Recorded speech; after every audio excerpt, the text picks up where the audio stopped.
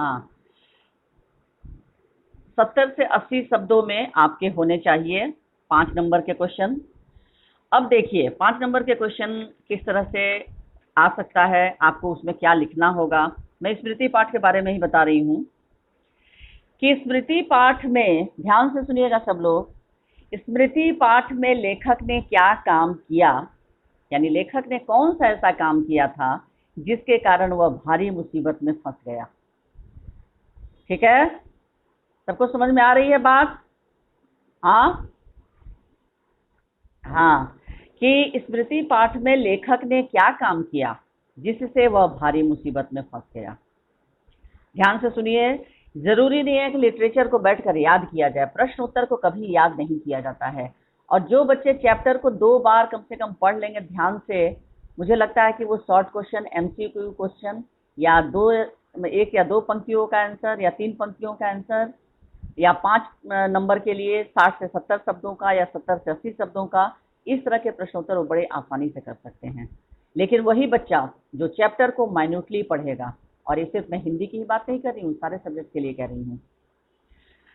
तो स्मृति पाठ में यहाँ लेखक ने जिस घटनाक्रम का वर्णन किया है, जिस घटना का यहाँ पर लेखक ने वर्णन किया है, उस समय लेखक बाल्यावस्था में था। यानी लेखक की उम्र कितने साल की थी? कल शॉर्ट क्वेश्चन मैंने बताया था उसमें।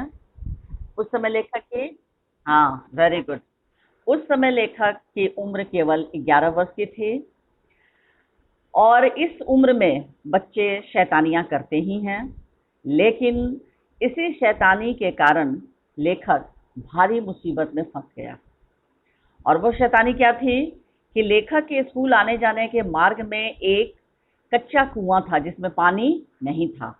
कच्चा कुआं वही होता है जो सीमेंट और ईंट का नहीं होता है, सिर्फ मिट्टी का बना रहता है, और उसको खूब गड्ढा कर दिया जाता है और उसी को लोग, पानी उसमें आ जाता है तो लोग उसको कुआं मान लेते हैं। तो उसमें एक काला सांप गिरा हुआ था, और लेखक और उसके साथियों का रोज यही काम था कि रोज स्कूल आते जाते उसमें पत्थर फेंकते और सांप की फुसकार सुनकर बड़े खुश होते थे। यहाँ तक समझ में आई बात? सबको बात समझ में आई यहाँ? हाँ, फिर एक दिन जब लेखक के बड़े भाई साहब ने उन्हें 3 चिट्ठियां दी कि जाकर इसे मक्खनपुर डाकखाने में डालाओ, तो लेखक अपने छोटे भाई को लेकर चल पड़े डाकखाने में चिट्ठियां डालने। लेकिन रास्ते में फिर उन्हें वही कुआं दिखा, और आदत के अनुसार, जैसे कि उनकी आदत थी सभी बच्चों की, कि स्कूल आते जाते उस कुएं में जानबूझकर ढेला फेंकना और सांप की फुसकार सुनकर बड़े खुश होते। तो लेखक अपनी इच्छा को दबा नहीं पाए और वो सांप की फुसकार सुनने के लिए बेचैन हो गए, और कुएं के पास जाकर प्रतिदिन की तरह टोपी को उन्होंने अपने एक हाथ में लिया और दूसरे हाथ से जैसे ही ईंटा फेंका, उसमें सारी चिट्ठियां निकलकर टोपी से कुएं में गिर पड़ी। और लेखक चिट्ठियों के गिरने के कारण बड़े दुखी हो गए और वो समझ नहीं पा रहे थे कि क्या करें, और इस तरह वो भारी मुसीबत में फंस गए। समझ में आया? हाँ, ये आंसर सबको समझ में आ गई। अब यहाँ यही आपको लिखना है कि लेखक ने ऐसा कौन सा काम किया जिससे वो भारी मुसीबत में फंस गए। अब कुछ बच्चे सोचेंगे कि चलो ये तो 5 नंबर का है, हम खाली लिख देते हैं कि लेखक कुएं में जाकर लगे पत्थर फेंकने और चिट्ठियां गिर गई, बस यही मुसीबत था। पूरी बात आपको लिखनी होगी कि उन्होंने जब उन्होंने ये काम किया था उस समय उनकी आयु बहुत छोटी थी, वो सिर्फ 11 वर्ष के थे, और अपनी सभी दोस्तों के साथ मिलकर वो क्या किया करते थे कुएं में जाकर। और फिर अपनी आदत के अनुसार वो, जब उनके भाई ने चिट्ठी दी तो फिर वो चिट्ठियां लेकर यदि सीधे वो डाकखाने में चले जाते, अपनी इच्छा को दबा लेते कि चलो कोई बात नहीं, अब हम सुबह तो स्कूल जाने के समय हम उसमें ईंटा फेंके ही थे, अब नहीं फेंकेंगे, अब सीधे चिट्ठियां डालने हम डाकखाने चले जाएं, तो शायद ये चले जाते तो ये मुसीबत उनको नहीं झेलनी पड़ती। लेकिन अपनी इच्छा को नहीं दबा पाए, फिर से उनकी एक बार इच्छा हुई कि चलो सांप से फुसकार सुन ली जाए, और इसी इच्छा के कारण उनकी वे मुसीबत में फंस गए। सबको समझ में आ गया बच्चों? हाँ, नेक्स्ट क्वेश्चन। लेखक ने भय, निराशा और उद्वेग के मन में आने तथा माँ की गोद याद आने का वर्णन किस प्रसंग में किया है? या लेखक की माँ ने घटना सुनकर लेखक को गोद में क्यों बिठा लिया, स्मृति पाठ के आधार पर स्पष्ट कीजिए। जब अब ये बताइए कि लेखक ने अपनी माँ को इस घटना को कब बताया? हाँ, मैट्रिक पास करने के बाद। मैट्रिक यानी कोई भी विद्यार्थी मैट्रिक की परीक्षा देता है 16 वर्ष की आयु में। तो हाँ, 10वीं पास करने के बाद जब ये 11 साल के थे तो ये घटना घटी, यानी 5 साल बाद इन्होंने अपनी माता को ये बातें बताई कि उनके साथ क्या क्या हुआ। तो लेखक ने जब इस माँ को इस घटना के बारे में बताया तो माँ ने उनको गोद में बिठा लिया। स्मृति पाठ के आधार पर स्पष्ट कीजिए। तो लेखक ने सांप की फुसकार सुनने के लिए जैसे ही कुएं में झांका, वैसे ही उसकी टोपी में रखी चिट्ठियां क्या हुआ, कुएं में जा गिरी। लेखक को उपरोक्त कथन इसी घटना के संदर्भ में है, लेखक का जो ये कथन है, क्योंकि कुएं में बहुत अधिक गहरा होने, अपनी कम उम्र और कुएं में गिरे विषैले सांप के डर से वह चिट्ठियों को निकालने का कोई उपाय नहीं समझ पा रहा था, और चिट्ठियां यदि उसे नहीं मिलती तो बड़े भाई द्वारा उसे मार पड़ती। इसलिए लेखक निराशा, भय और उद्वेग तथा घबराहट में इन मनोभावों के बीच फंस गया था। और अक्सर क्या होता है कि बचपन में कोई गलत कार्य यदि हो जाता है तो बच्चे अपने अपराध निवारण के लिए या उससे संबंधित दंड से बचने के लिए माँ के लाड़ प्यार और उसकी गोद का आश्रय लेना पसंद करते हैं।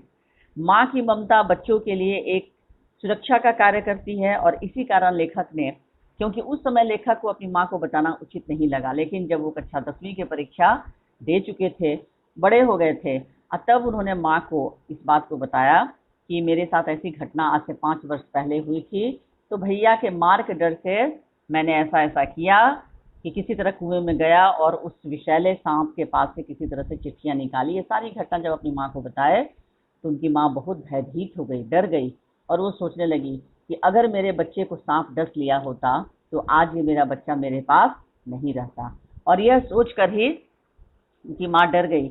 लेकिन अक्सर क्या होता है कि बच्चे मुसीबत या कठिनाई या किसी ऐसी परिस्थिति में अपने माँ को याद करते हैं, माँ की गोद बच्चों को याद आती है।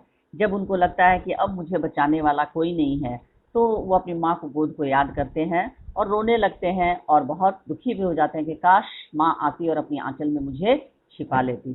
तो इसीलिए लेखक की माँ ने जब इस घटना को सुना तो वो बहुत भयभीत हुई और लेखक को गोद में बिठा लिया। ठीक है, नेक्स्ट है, वास्तव में मौत सजीव और नग्न रूप में कुएं में बैठी थी। ये इन्वर्टेड कोमा में ये एक प्रश्न है। तो लेखक के इस कथन से संबंधित घटनाक्रम को अपने शब्दों में लिखिए, या फिर क्वेश्चन और घुमा के आ सकता है कि चिट्ठियों के कुएं में गिरने के पश्चात लेखक की मन स्थिति कैसी थी, उसका वर्णन अपने शब्दों में कीजिए। यानी जब चिट्ठियां गिर गई थी कुएं में और उस समय लेखक की मन स्थिति यानी मन की स्थिति कैसी थी, उसका वर्णन अपने शब्दों में कीजिए। ठीक है, तो क्या हुआ कि जब चिट्ठियां कुएं में गिर गई और लेखक को उन्हें निकालने का कोई उपाय नहीं सूझा, तब उन्होंने क्या किया कि सोच रहे थे कि पहले तो उन्होंने सोचा कि भैया को जाकर, भाई साहब को जाकर बहाना कर दूंगा कि चिट्ठियां मैंने डाक खाने में मैं छोड़ आया। फिर सोचने लगे कि फिर दूसरा बहाना सोचने लगे कि बोल दूंगा कि चिट्ठियां कहीं खो गई। फिर सोचने लगे कि सारी बातें सच्ची सच्ची बात बता दूंगा कि कैसे चिट्ठियां जो है कुएं में गिर गई। 2-3 तरह की बातें लेखक के मन में आ रही थी। उनकी मन स्थिति का वर्णन करना है बच्चों, ठीक है। तो 2-3 बातें उनके मन में आ रही थी, लेकिन फिर उन्हें लगा कि नहीं, मुझे एक बार कोशिश जरूर करनी चाहिए, क्योंकि लेखक अपनी उसी अवस्था में 11 वर्ष की अवस्था में ही बहुत सारे सांपों को मार चुके थे। और किस चीज से मारे थे बताइए? राइफल से, बंदूक से या डंडे से?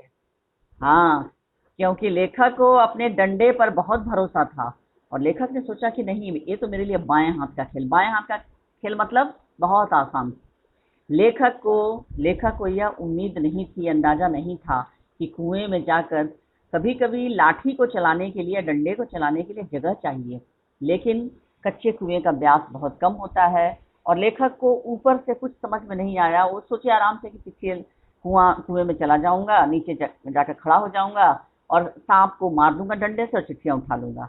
लेकिन तो जब चिट्ठियां कुएं में गिर गई तो पहले तो लेखक के मन में बहुत सारे विचार आए, लेकिन फिर अंत में उन्होंने निर्णय लिया कि नहीं, मैं कुएं में जाऊंगा और किसी तरह से चिट्ठियों को निकालूंगा। यह निश्चय उन्होंने कर लिया। लेखक कहते हैं कि उन्हें कुएं में उतरने के विचार को जानकर उनका छोटा भाई रोने लगा। छोटे भाई के रोने से लेखक को ऐसा प्रतीत हुआ कि उसका भाई कुएं में उतरने पर होने वाली उसकी संभावित मृत्यु के डर से रो रहा है, क्योंकि कुएं में एक विषैला सांप था।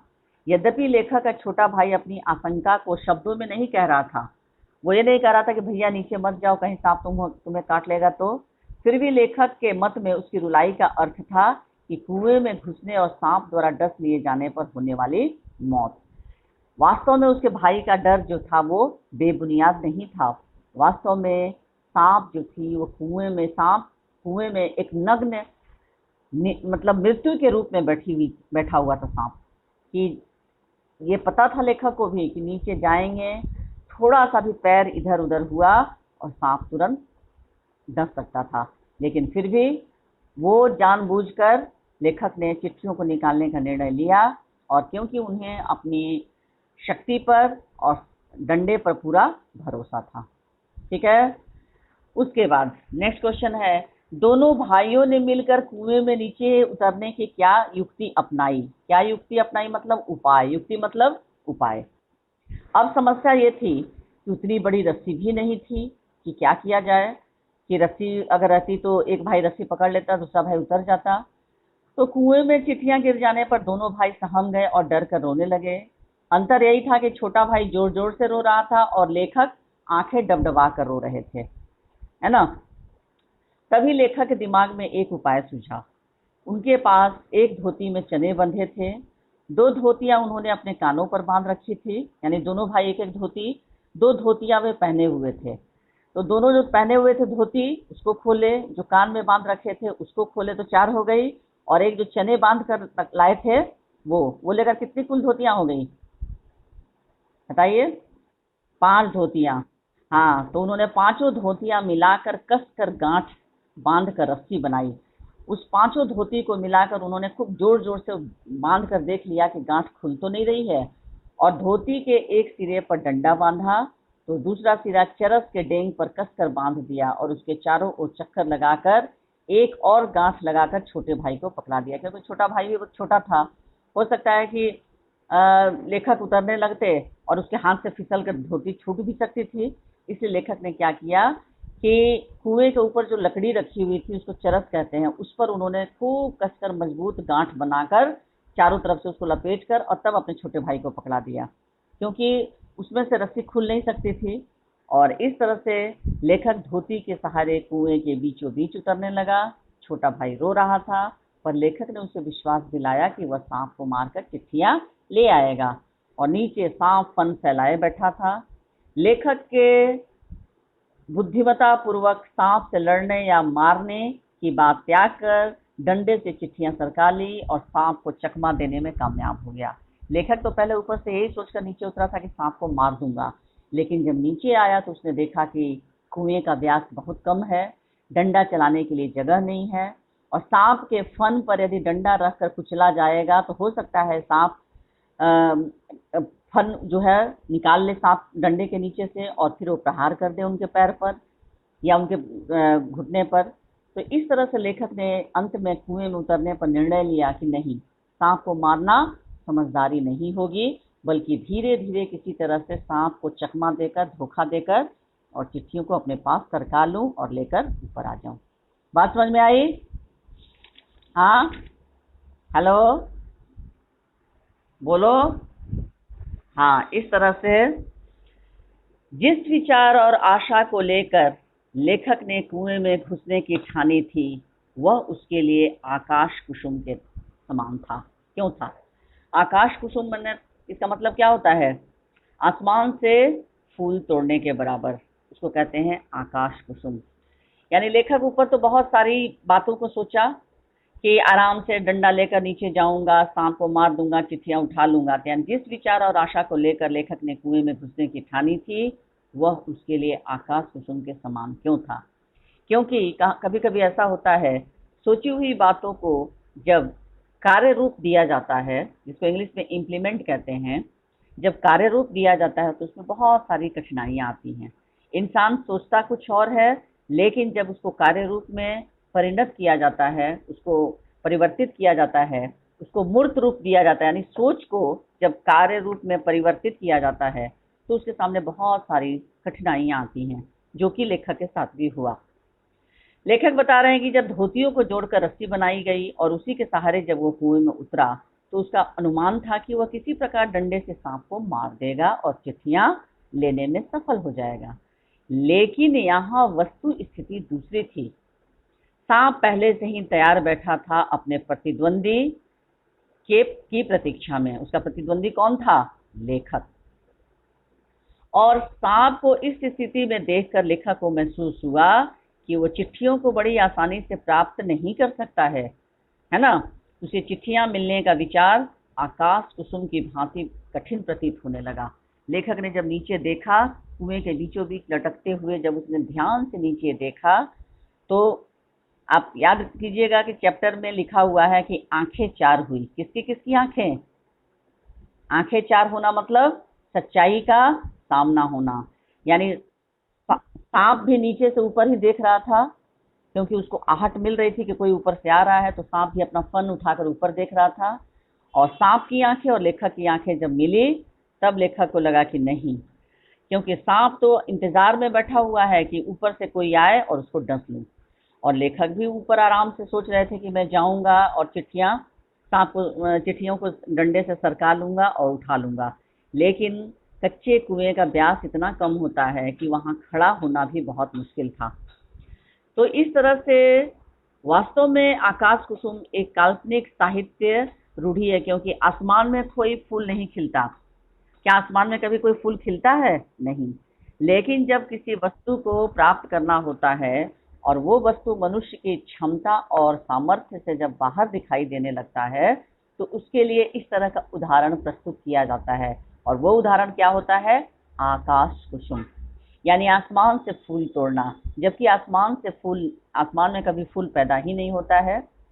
लेकिन इसका अर्थ होता है, इस शब्द का अर्थ आकाश कुसुम का मतलब ही होता है बहुत कठिन काम। और लेखक के लिए वास्तव में बहुत कठिन काम था। चिट्ठियां पाना उसे असंभव लग रहा था, इसलिए लेखक ने इसकी तुलना आकाश कुसुम से की है। क्योंकि देखिए, जब तक लेखक ऊपर थे, कुएं के बाहर थे, तब तक वो बहुत आसानी से सोच रहे थे कि नीचे जाऊंगा और सांप को धोखा दे दूंगा। और धोखा वो कैसे दूंगा, वो नीचे जाने पर पता चलेगा कि कैसे उसको उलझा लूं सांप को, और सांप इधर उधर जरा अपना फन करेगा, मैं आराम से चिट्ठियों को उठा लूंगा। लेकिन जब उन्होंने देखा, वो आधे दूर तक ही कुएं में लटके, तब उन्होंने देखा कि सांप जो है अपना आगे का भाग, अग्र भाग उठाकर हवा में लहरा रहा है। यानी थोड़ी सी भी चूक यदि लेखक से होती तो सांप अपना जहर लेखक के शरीर में प्रवेश करा चुका होता। ठीक है। इसीलिए जिस विचार और आशा को लेकर लेखक ने कुएं में घुसने की ठानी, वह उसके लिए आकाश कुसुम के समान लगा। कब? जब वो कुएं में प्रवेश किया। ठीक है, समझ में आई बात सबको? हाँ। उसके बाद सपोज कीजिए, फिर क्वेश्चन रहता है कि लेखक ने कुएं में गिरी चिट्ठियों को कैसे निकाला।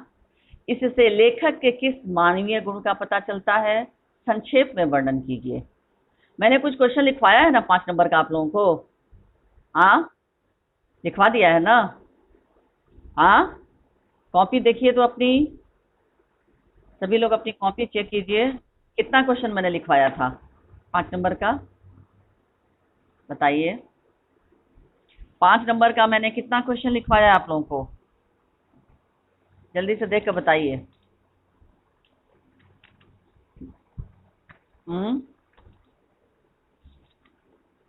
बताओ।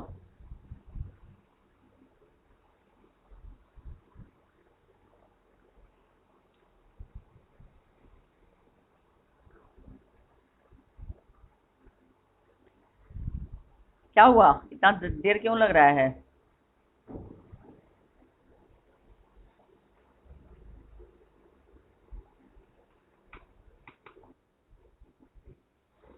बुक का ही मैंने लिखवाया है। हाँ, बुक में कुल 9 क्वेश्चन है। 9 क्वेश्चन मैंने लिखवा दिया है। हाँ, अच्छा चलिए ठीक है, 8 हुआ है। तो पा- अच्छा ठीक है, 7 को छोड़िए, बाकी मैंने लिखवा दिया है। लेकिन ये जो क्वेश्चन है कि अभी जो मैं डिस्कस कर रही हूँ, ये सब 5 नंबर का क्वेश्चन है। अब इसमें से कोई भी क्वेश्चन आएगा तो कर लोगे तुम लोग ना? हाँ, बताओ। मैंने समझा जो दिया उसी, देखो बात को वही घुमा फिरा कर लिखना है, ऐसा नहीं है कोई कुछ अलग कहानी लिखनी है, कहानी तो वही है ना? अब जैसे मैं ये प्रश्न बता रही हूँ कि लेखक ने कुएं में गिरी चिट्ठियों को कैसे निकाला, इससे लेखक के किस मानवीय गुण का पता चलता है, संक्षेप में वर्णन कीजिए। तो आप लोग इसको बहुत आसानी से लिख सकते हैं कि कुएं में चिट्ठियां गिर जाने के बाद लेखक ने बहुत ही बुद्धिमानी, चतुरता और साहस का परिचय दिया। उसने ऐसी विषम परिस्थिति में, ऐसी कठिन परिस्थिति में भी लेखक ने हिम्मत नहीं हारी। कुएं में जहरीले सांप के गिरने के बावजूद वह साहसपूर्ण उपाय से अपने पास मौजूद सभी धोतियों को आपस में बांधा ताकि वे नीचे तक चली जाएं। सांप के डसे जाने से बचने के लिए उसने पहले क्या किया, कुएं की बगल से मिट्टी गिराई, फिर डंडे से चिट्ठियों को सरकाया। पहले क्या किया कि कुएं में पैर लगाकर, क्योंकि कुआं तो कच्चा था, मैंने पहले ही बताया कि प्लास्टर नहीं किया हुआ था, ईंट और सीमेंट से कच्चा कुआं था। और जैसे ही थोड़ा सा उसमें लेखक ने अपने पैर को दीवार में सटाया, बस मिट्टी जो है वो भरभरा कर नीचे गिर गई।